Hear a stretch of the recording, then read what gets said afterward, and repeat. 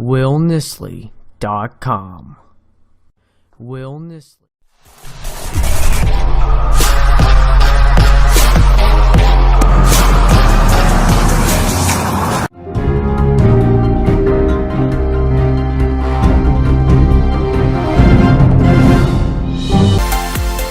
Hi, I'm Carl Lazouz. Leading off today's news coverage on CNN 10, we're explaining a proposal to overhaul the U.S. healthcare system. Republicans in the House of Representatives have revealed their plan to repeal and replace the Affordable Care Act, also known as Obamacare. Former President Barack Obama signed it into law in 2010. It was considered his biggest domestic achievement. It's also controversial. On the plus side, it helped 20 million Americans gain health insurance coverage, contributing to more people having it than ever before. On the minus side, it cost more than the government expected, and several insurance companies that initially carried it have dropped Obamacare coverage.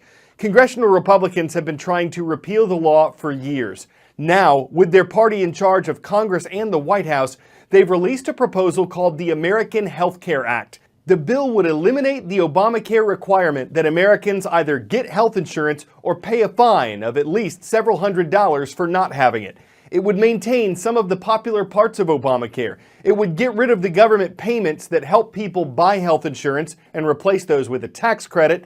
And it would eventually restructure Medicaid, a federal and state program that gives insurance to low-income Americans.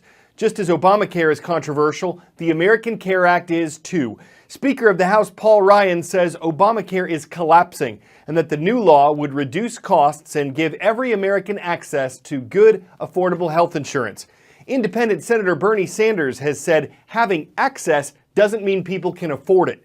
Some Republican critics say the plan doesn't go far enough to eliminate Obamacare, and Democrats and some health insurance experts say the changes could put tens of millions of Americans at risk for losing their health insurance coverage, though Republicans say those who are currently enrolled would be grandfathered in so they don't. The Trump administration calls the plan a work in progress. The bill will be debated and revised in the days ahead as its Republican supporters try to push it through the House and Senate and onto President Trump's desk. 10-second trivia. What is the largest country in the Southern Hemisphere? Is it Argentina, Australia, Brazil, or China? With an area of more than 3.2 million square miles, Brazil is the largest country south of the equator. Big country, big problems. Brazil's been going through the worst recession in the nation's history. One definition of a recession is when a country's gross domestic product decreases for 2 quarters, 2 3-month periods in a row. Brazil's economy's been shrinking for 8 quarters in a row. This January, the nation's unemployment rate hit 12.6%. Almost 13 million people are out of work. A massive government bribery scandal factored in. There are signs things are getting better. Foreign investment is back. Brazil's stock market is up. Analysts say the recession could end this year. But the debt and disrepair of one Brazilian landmark stands as an example of many Brazilian struggles. A familiar fixture on Rio de Janeiro's skyline, steeped in football history. Now Maracanã Stadium's field turned brown with neglect. Windows have been smashed, televisions stolen. The stands faded with random holes where there should be seats. Some seats were taken out and then put back in the wrong place, but even more staggering, about 7,000 seats were literally torn out and they haven't been put back. You can't really sell tickets here. When it was inaugurated in 1950, Maracanã was the biggest stadium in the world. The stage of Brazil's embarrassing loss to Uruguay in the World Cup back then, and of Pelé's 1,000th goal. Maracanã became a national landmark. It was virtually rebuilt for the 2014 World Cup, a renovation that cost more than $500 million, and provided a colorful backdrop to the competitions. More renovations made for the opening and closing ceremonies of the 2016 Summer Games. 6 months later, that excitement a distant memory. The company that manages Maracanã says Olympic organizers left the stadium in a state of extreme disrepair.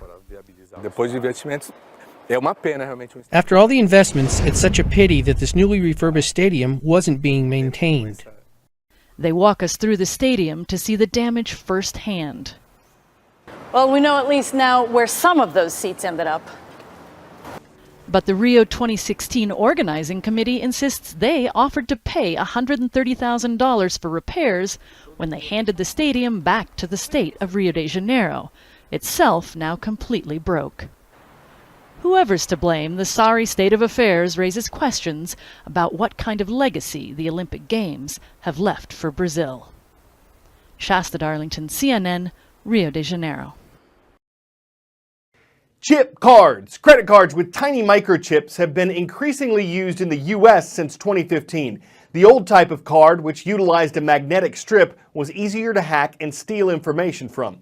The chip is supposed to cut down on credit card fraud, and it has to some extent. But CNN's Lori Siegel found out how it too can be hacked when she spoke with employees of a company that aims to protect people and organizations from digital crime.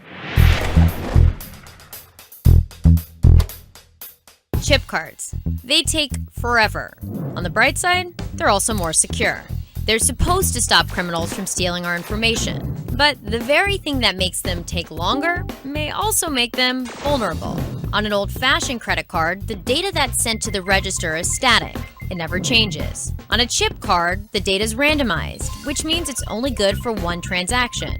Normally, information that expires after just a minute would be useless. But if hackers could steal it and use it all before it switches again, they're in business. And new research shows that might actually be possible if hackers can crack open a store register and add something called a skimmer. Maybe they're friends with the cashier, maybe they own the store themselves.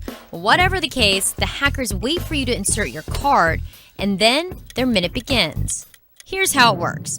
During that minute, the hacked register is stealing all of your card's information and wirelessly transmitting it to another device the hackers have set up elsewhere, like a smartphone ready to make a mobile purchase, or in this case, a hacked ATM that's confusing the data for your physical banking card. And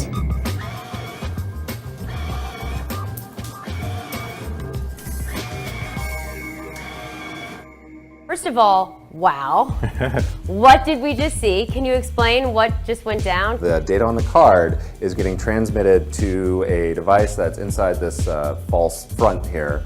And then then in turn is starting to punch in all the data, punching in the PIN, asking for $200 and hitting withdrawal. There's little, basically robot hands that are actually, putting the PIN numbers in there. You had to take over almost 2 devices to make this happen, right? So how likely is this to be widespread? What we're trying to do now is kind of envision the kinds of attacks that we feel are going to be likely to happen once the US moves over more completely to the chip and PIN standard. It's not like the criminals are going to throw up their hands and say, oh, you took away my mag stripes, I'm out of the credit card fraud business. So I would expect to see some variation of this, maybe in 2 years hence. You're not going to see this today. You have this skill that enables you to hack an ATM and make money just kind of flow out. Yet you want to use this skill for good. A lot of people would want to take the money and run. So what is it about you that makes you want to use this power for good? I like being ethical. I like being able to go out in society and not be scared that every knock on the door is going to be the police and just in general. So. I love the internet and I am a big technophile and I want that stuff to keep working. And the only way that's going to keep working is good guys are working at least at pace with the bad guys.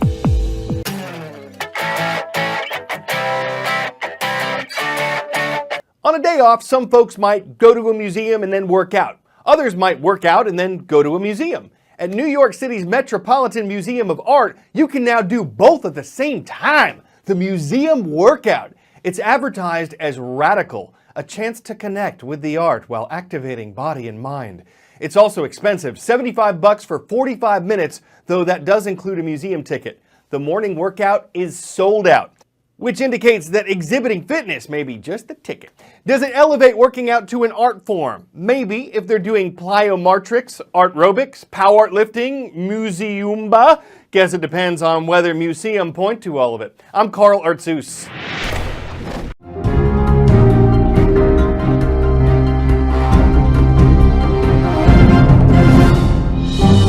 Hey guys, if you want to get active on my channel, if you want to get that latest stuff, if you want to get the latest blog posts, then click or tap the subscribe button right up here.